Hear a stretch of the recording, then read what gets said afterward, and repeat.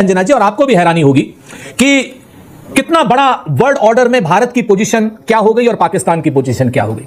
आप इस चीज को देखिए, कहां शांति के लिए हर शख्स भारत की तरफ देखता था, हिंदुस्तान की तरफ देखता था। आज शांति के प्रयास जो है सब तरीके से सक्षम होते हुए सारी क्वालिटीज थी इंडिया के पास इस युद्ध की मध्यस्थता करने की। पूरा विश्व आभारी करता, पूरा विश्व तहे दिल से शुक्रिया करता, क्योंकि हॉर्मुज के जो बंद होने के बाद से जो एक कड़ाई मची हुई है पूरे देश में, पूरे विश्व में, उसमें इंतजार था कि कोई आए। ऐसे में पाकिस्तान, जिसकी अर्थव्यवस्था तो है ही नहीं, वहां पाकिस्तान शिया आबादी है और पाकिस्तान का बहुत लंबा बॉर्डर ईरान से लगता है। आप देखेंगे कि इस दौरान भी ईरान ने पाकिस्तान का तेल नहीं रोका था सप्लाई। पाकिस्तान उसमें भी फायदे में रहा। आप अब यहाँ की बात आती है कि किसकी डिप्लोमेसी ज्यादा सफल, किसकी विदेश नीति ज्यादा सफल, किसके नेता ज्यादा सफल। आप कुछ भी कहते रहिए कि वहां डेमोक्रेसी नहीं है, आसिम मुनीर ये है, आसिम मुनीर वो है, और तानाशाही है वहां पर, और मरी हुई अर्थव्यवस्था है। उस मरी हुई अर्थव्यवस्था को टॉप पे लाके खड़ा करिए। देखिए संदीप, अगर ख्याली दुनिया में आप ख्याली पुलाव पकाना चाहते हैं और उस झूठ को आप सच मानना चाहते हैं तो आप उसके लिए पूरी तरीके से स्वतंत्र हैं, और हमारे सारे दर्शक वर्ग भी उसको पूरी तरीके से स्वतंत्र है। दरअसल ये पाकिस्तान की तरफ से अब तक की सबसे बड़ी कॉन्स्टिट्यूशनल या डिप्लोमेटिक कू है, एक तरीके से मैं कहूं। भारत की पूरी विदेश नीति, खासतौर पर नरेंद्र मोदी की सरकार आने के बाद से ये विदेश नीति ये थी कि पाकिस्तान एक रोग स्टेट है, पाकिस्तान एक फेल्ड स्टेट है, पाकिस्तान दुनिया को आतंकवाद को एक्सपोर्ट करता है, और वो पाकिस्तान जो रोग स्टेट था, फेल्ड स्टेट था, टेररिस्ट स्टेट था, वो पाकिस्तान आज दुनिया की सबसे बड़ी क्राइसिस में मध्यस्थ बनकर उभर रहा है। अगर पाकिस्तान क्यों मीडिएटर बना है आशुतोष, मैंने भी 4-5 कारण बताए थे, आपने भी वो देखे होंगे। इसमें कोई पाकिस्तान कोई बहुत इसके लिए जीत हो जाएगी, आप जो कह रहे हैं कि डिप्लोमेटिक कू हो जाएगा, वो ठीक है, वो उस पर एक हम बात कर सकते हैं, डिबेट हो सकती है, लेकिन हमें उसके रीजंस पता है। ईरान का वो पड़ोसी है, लंबी चौड़ी सीमा है ईरान के साथ, यूएस के साथ रिश्ते भी रखता है, यूएस का कोई सैन्य बेस अपने यहां बनने नहीं देता है, सऊदी अरब से अकॉर्ड भी करता है, फिर खाड़ी देशों से ओआईसी में उसके अच्छे रिश्ते भी हैं, सबसे अच्छे रिश्ते हैं, शिया आबादी वहां पर है इतनी बड़ी, और इसीलिए वो मीडिएटर बना है, ऑब्वियस है। नहीं देखिए, ये हमको जो अपने पूर्वाग्रह पाकिस्तान को लेके उसको किनारे रखना चाहिए और ध्यान से देखना चाहिए। यह भूमिका दरअसल भारत को निभानी चाहिए थी। क्यों मैं यह बात कह रहा हूं? क्योंकि भारत के ईरान से बहुत पुराने रिश्ते रहे और बहुत अच्छे रिश्ते रहे। हमारे रिश्ते इजराइल से भी पिछले दिनों बहुत अच्छे हुए हैं। हमने अमेरिका से भी अपने रिश्तों को बेहतर किया, डिस्पाइट ट्रंप जिस तरीके से बदतमीजी कर रहा है, एक अलग तरीके का प्रश्न है। तो भारत अगर इस पूरे मामले में इक्वी डिस्टेंस मेंटेन करता तो यह भूमिका भारत की होती और भारत की जो मीडिएशन होता वो ज्यादा क्रेडिबल होता। जहां तक पाकिस्तान का प्रश्न, सवाल यह नहीं कि पाकिस्तान क्यों कर रहा है, सवाल यह कि पाकिस्तान ने वो इनिशिएटिव तुर्की और इजिप्ट के साथ साथ कतर के साथ वो इनिशिएटिव सीज किया है। चूंकि उसने इनिशिएटिव सीज किया है, अगर मान लीजिए मैं अभी भी बहुत होपफुल नहीं हूं, क्योंकि जो निगोशिएशंस होते हैं स्टॉप स्टार्ट स्टॉप चलता रहता है, वो कभी होता है, कभी नहीं होता, और कई एक लंबा प्रोसेस होता है। अगर वो इस मीडिएशन में, इस क्राइसिस को खत्म करने में अगर वो कामयाब होता है, तो आप सोचिए कि ग्लोबल लेवल पे पाकिस्तान का स्टेचर कितना बड़ा होगा।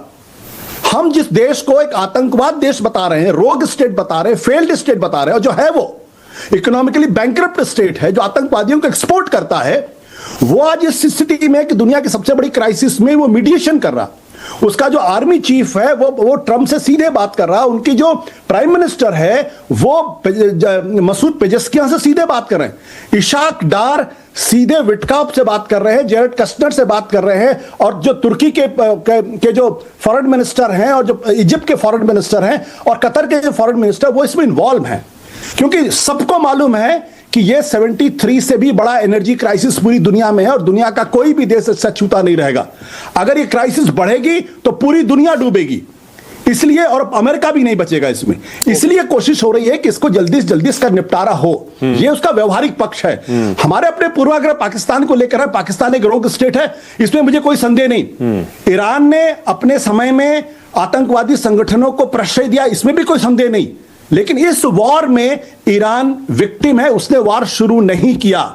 यह वॉर अमेरिका और इजराइल ने शुरू किया, और तब शुरू किया जब ईरान पूरी तरीके से अमेरिका की शर्तों को मानने के लिए तैयार हो गया था, तब ईरान के साथ धोखा हुआ। तो मैं ये कह रहा हूं कि भारत जो मॉरल लीडरशिप ले सकता था, वो मॉरल लीडरशिप भारत लेने से क्यों चूक रहा है, ये एक बड़ा सवाल। लेकिन पाकिस्तान ने भी कैसे तलवार की धार पर चलकर ये बैलेंस बनाया आशुतोष, ये हम भी देख रहे हैं कैसे वो अमेरिका को भी खुश रखते हैं, फिर ईरान पर हुए हमले की बस एक बयान जारी करके निंदा भी कर देते हैं। वो सबने देखा है कि किस तरह उनको बैलेंस बनाकर चलना पड़ता है। खाड़ी देशों के साथ भी है, ईरान के साथ भी है, अमेरिका के साथ भी है। नहीं, मैं ये सिर्फ इसलिए कह रहा हूं, और जैसे मैंने 4-5 कारण बताए, ये सिर्फ मैं ये कह रहा हूं, उसकी ज्योग्राफी है, उसकी पॉपुलेशन है, जिसकी वजह से उसको जी माना ग्लोबल डिप्लोमेसी तलवार की धार पर चलने जैसा होता है। कम से कम पाकिस्तान ने इतनी हिम्मत तो दिखाई कि अमेरिका का पिट्ठू होने के बावजूद भी खामनेई के कत्ल के बाद उसकी निंदा की। हमने क्यों नहीं की? हमारे ऊपर क्या क्या क्या क्या दबाव था? हम क्यों चुप रह गए? हम भी तो कर सकते थे। लोगों के साथ आशुतोष, इस सवाल का जवाब अगर आप दें, अभी नवल हमारे साथ जुड़े नहीं हैं जी। यहां पर तो we have a lot at stake, और प्रधानमंत्री मोदी लगातार बहरीन हो, ओमान हो, कतर हो, यूएई हो, सऊदी अरब हो, इनके राष्ट्राध्यक्षों से या यहाँ के क्राउन प्रिंसेस से लगातार बात कर रहे थे। लेकिन अब दरअसल जब संवाद के जरिए शांति स्थापित करने की बात आती है तो भारत कहीं है ही नहीं। देखिए संदीप, अगर ख्याली दुनिया में आप ख्याली पुलाव पकाना चाहते हैं और उस झूठ को आप सच मानना चाहते हैं तो आप उसके लिए पूरी तरीके से स्वतंत्र हैं, और हमारे सारे दर्शक वर्ग भी उसको पूरी तरीके से स्वतंत्र हैं। दरअसल ये पाकिस्तान की तरफ से अब तक की सबसे बड़ी कॉन्स्टिट्यूशनल या डिप्लोमेटिक कू है, एक तरीके से मैं कहूं। भारत की पूरी विदेश नीति, खासतौर पर नरेंद्र मोदी की सरकार आने के बाद से ये विदेश नीति ये थी कि पाकिस्तान एक रोग स्टेट है, पाकिस्तान एक फेल्ड स्टेट है, पाकिस्तान दुनिया को आतंकवाद को एक्सपोर्ट करता है, और वो पाकिस्तान जो रोग स्टेट था, फेल्ड स्टेट था, टेररिस्ट स्टेट था, वो पाकिस्तान आज दुनिया की सबसे बड़ी क्राइसिस में मध्यस्थ बनकर उभर रहा है। उन्होंने इनवाइट नहीं किया है। असीम मुनीर अमेरिका के राष्ट्रपति से बात कर रहे हैं, पाकिस्तान का प्रधानमंत्री वो ईरान के राष्ट्रपति से बात कर रहा है, वहां के जो विदेश मंत्री इशाक डार वो बात कर रहे हैं, तुर्की उसमें हिस्सा ले रहा है, इजिप्ट उसमें हिस्सा ले रहा है, और भारत जो अपने आप को विश्वगुरु कह रहा था वो कहीं नहीं है। मतलब अगर भारत की विदेश नीति का फेलियर नहीं है तो फिर क्या हो सकता है? और कल आपने प्रधानमंत्री जी का भाषण जब लोकसभा के अंदर सुना तो उसके बाद जो तमाम टीवी चैनल्स में जो आवाजें उठ रही थी, देखिए प्रधानमंत्री जी ने बोला और उसके कुछ समय के बाद ट्रंप ने जो है वो पॉज का ऐलान कर दिया। अब अगर इस बैंकरप्सी को आप क्या कहेंगे? हम अगर अभी भी यह मानने के लिए तैयार नहीं कि हमारी विदेश नीति दरअसल इस वक्त सिर के बल खड़ी हुई है और पाकिस्तान जो है वो दुनिया में एक्सेप्टेबल है और भारत की कोई भूमिका नहीं है, तो आप काहे के विश्वगुरु हैं? हमारे आत्मसम्मान को चोट शशि पहुंचती थरूर है। कहते हैं हमें ग्रैंड स्टैंडिंग की जरूरत क्या है? Why do we need to grandstand? हमें बड़ा एक वो अपनी छवि के अनुरूप उस भूमिका में आने की जरूरत क्या है? आराम से साइड में बैठो, वो वहां जो हो रहा है हमें अपने हित साधने, हम हित साधें। मैं तो संदीप ये कहता हूं कि आप शशि थरूर साहब इंटरव्यू करिए इस वक्त कि पाकिस्तान की जो भूमिका इस वक्त अंतर्राष्ट्रीय क्राइसिस में हो रही है और भारत की वो क्या है। देखिए, हम शशि थरूर क्या कहते हैं इससे कोई मुझे फर्क नहीं पड़ता। आज की तारीख में this is the biggest diplomatic coup जो कोई एक देश कर सकता था। दुनिया की सबसे बड़ी क्राइसिस है इस वक्त। दुनिया ये कह रही कि 73-79 का जो एनर्जी क्राइसिस था उससे बड़ी क्राइसिस ये है। दुनिया का हर देश इससे परेशान है, और अगर इसमें कोई देश आगे बढ़ के अगर मध्यस्थता करा सकता है, युद्ध खत्म करवा सकता है, तो वो उसके बारे में आप क्या कहेंगे? यानी उनकी क्रेडिबिलिटी भारत की क्रेडिबिलिटी से बहुत, और भी पाकिस्तान। पर यह भूमिका तो भारत की होनी चाहिए थी। भारत की बात को गंभीरता से तो लिया जाता है, इस बात में तो कोई शक नहीं है, और प्रधानमंत्री लगातार संवाद भी कर रहे थे खाड़ी देशों के तमाम राष्ट्राध्यक्षों से। संदीप, मैं आपसे पूछता हूं कहां गंभीरता के साथ? क्या ट्रंप आपकी बातों को गंभीरता के साथ लेते हैं क्या? ट्रंप तो ये कहते हैं कि शहबाज शरीफ और नरेंद्र मोदी दोनों एक जो है तराजू पे तौल के कह दिया they are the great leaders. ये गंभीरता से लेना हुआ। आसिम मुनीर के साथ बैंक के लंच डिनर और ब्रेकफास्ट करते हैं, गंभीरता के साथ लेना हुआ। जिस पाकिस्तान को हम आतंकवादी देश कहते हैं, अमेरिका उससे दोस्ती कर रहा है, यह गंभीरता से लेना हुआ भारत की विदेश नीति को। वो ना काऊ से दोस्ती ना काऊ से बैर। हमें यहां पर अगर समन्वय बिठाना भी है तो दोनों तरफ निंदा भी करने लायक बातें थी तो वो की जानी चाहिए थी। क्या अंजना जी, और आपको भी हैरानी होगी कि कितना बड़ा वर्ल्ड ऑर्डर में भारत की पोजीशन क्या हो गई और पाकिस्तान की पोजीशन क्या हो गई। आप इस चीज को देखिए, कहां शांति के लिए हर शख्स भारत की तरफ देखता था, हिंदुस्तान की तरफ देखता था। आज शांति के प्रयास जो हैं, आपने तो खुद अब पाकिस्तान का पानी रोक रखा है।